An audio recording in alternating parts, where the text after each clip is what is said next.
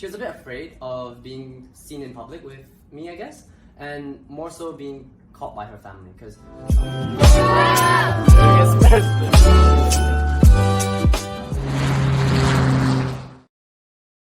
Hi guys, and welcome to our first episode of Whack in the World! So hi guys, my name is Rafli. I'm a second year accounting and finance student. Hi guys, my name is Lisa and I'm a second year economics student. And hi, I'm Tim. I'm a second year mathematics student. So today in this video, we're going to be talking about interracial couples. But before that, we're going to be talking also a bit about Welcome Week, especially what we did in the society as WAC, and as well as each of our own experiences in WAC. How was everyone's Welcome Week?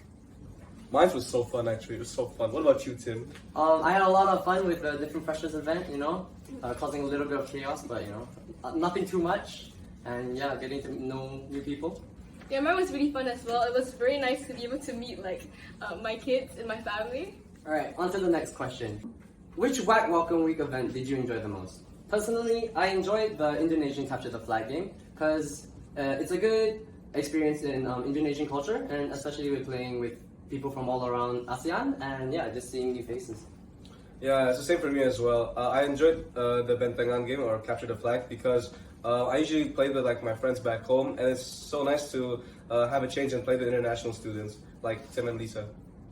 So for me, I really liked the indoor event that we had when we played Who is the Spy, because it was like a session filled with laughter, and also we got to meet many new people as well. Alright, now on to the third question. For those with a WAC family, how has your experience been with them? Well, mine was extremely fun, honestly. We go out and eat a lot. Okay, to be fair, although when they all arrived, I wasn't in the country yet, so my apologies. But it's been very fun so far. We're actually planning on going to a trip near London around this week. So for me, I really love my WAC family. Everyone's really chill, everyone's really fun, and we all get along well. So yeah. The head of publications actually published an article on interracial couples on our WAC website, so make sure you have to check that out. And this actually forms the main chunk of our discussion today, which is on interracial couples. So moving on, do any of you have any experience with an interracial relationship? So for me personally, I've not been in an interracial relationship, but I do know of a friend who is a Japanese girl and she dated an Indian boy, and she faced opposition from her parents because they were more conservative. So yeah, just wondering, any of you who were in a previous relationship? Well, I actually had an interracial relationship, although I'm not in it right now. I'm a native Indonesian and she was a Chinese Indonesian. But in terms of difficulties, we never encountered any difficulties, and we just judged each other based on our character. So yeah, I'm pretty much the same. So I'm Malaysian Chinese and I have a Malay ex. And so personally, I wouldn't say that we treated each other differently, and I would quite say the opposite. It was quite a fruitful relationship where we learned from each other's cultures, and yeah, I think it was a very healthy relationship. So were actually any of you treated differently because of that?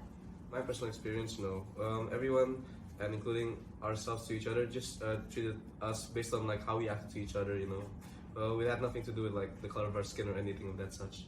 So I would say mine was a bit more eventful, where in Malaysia there's a bit of a stigma with interracial relationships because it's legally binding, I guess, where for a Malaysian Chinese to marry a Muslim girl or Muslim man, you'd have to convert. And so this is what's caused a bit of confusion about how even if you get into a relationship, just dating, you would already have to start thinking of converting, and that's why a lot of my friends may have the misconception that I'm not allowed to eat pork because of that's what Muslims are put under. And so I would say that's probably a more of a misconception than actual racism towards my relationship with my Malay ex.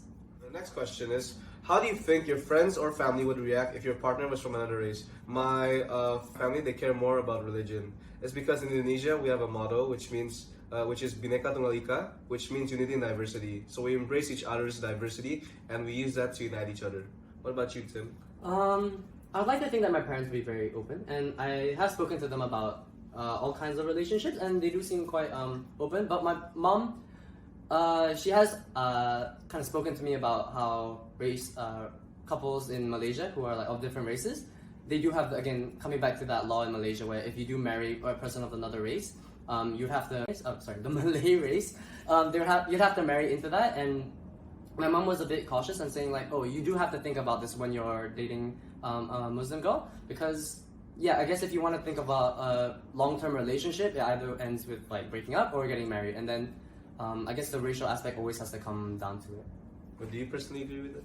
Personally, I don't mind, but I think it's the fact that the law makes it mandatory for you to convert rather than it being choice is my issue with the way Malaysia is right now, because I don't understand why the government has a say in personal relationships, and that's probably my biggest problem with it in Malaysia.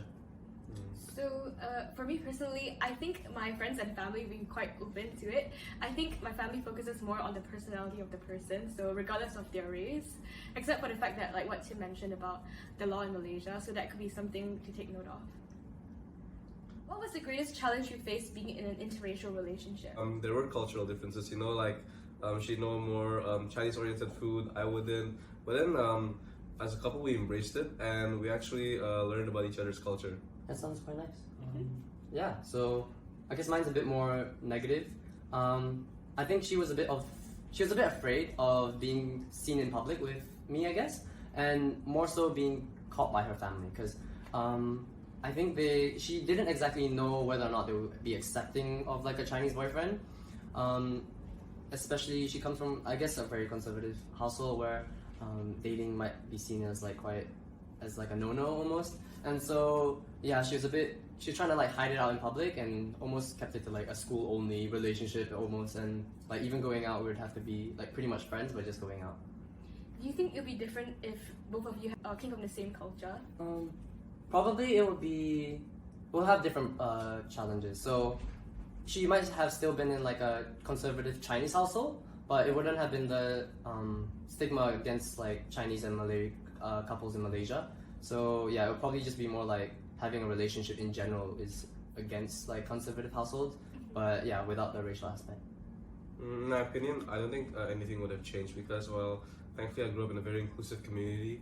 So regardless of our race, we just treated each other based on our character. All right, I guess, and this is the final question. What one piece of advice would you give to freshers moving into term 1? So I guess I'll begin. And that's to join societies, meet new people, create new friends, and honestly just have a bit of like a taste of the different experiences you can have here in campus.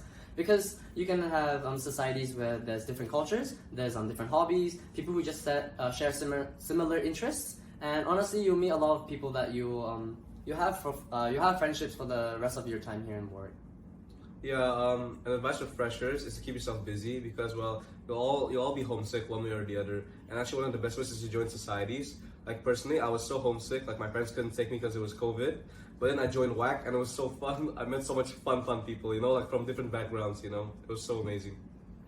So for me personally, I would say to maintain a good like work-life balance, especially many students coming to university, they're probably very stressed, especially when the workload starts kicking in. So despite that, do make sure to join societies and get yourself out there. So maintain a good work-life balance. Actually, if I can add on that, I actually met a lot of people from WAC who actually like helped me adjust to my work-life balance. So yeah. I'll also say just don't take yourself too seriously. Everyone here is just trying to find their way through life. Yeah, exactly what Tim said.